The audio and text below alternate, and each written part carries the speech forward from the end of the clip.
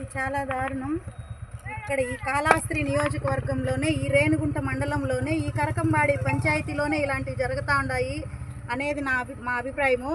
గతంలో ఇప్పుడు మన ఎర్రగుట్లో దాదాపు 5,000 మంది, 5,000 కుటుంబాలు ఎక్కడ ఇల్లు లేని పేదలు ఉంటే వాళ్ళని అర్ధరాత్రి ఏ ఇంటిమేషన్ ఇవ్వకుండా వాళ్ళని తరిమి కొట్టడం జరిగింది.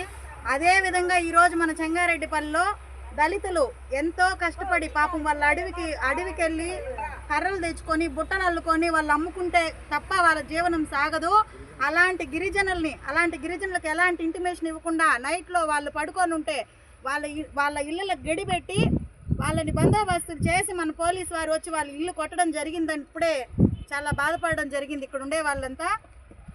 దయచేసి చెప్తా ఉన్నా, నేను పేదల పైన కాదు మీరు ప్రతాపము, ఏదన్నా ఉంటే బడాబాబులను చూసుకోండి.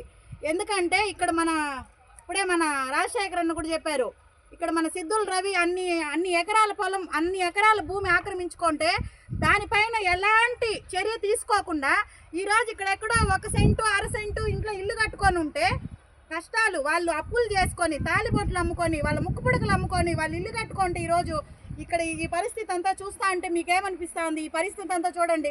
వాళ్ళకి ఏమాత్రం ఇంటిమేషన్ ఇవ్వకుండా మీరు ఇల్లు కొట్టేయడం న్యాయం కాదని, ఇది తప్పని ఈ కూటమి ప్రభుత్వానికి మేము తెలియజేస్తున్నాం. ఈ దళిత సంఘాలుగా, గిరిజన సంఘాలుగా ఇది ఎంతవరకైనా మేము తీసుకెళ్తామని ఈరోజు నేను తెలియజేస్తా ఉన్నాను.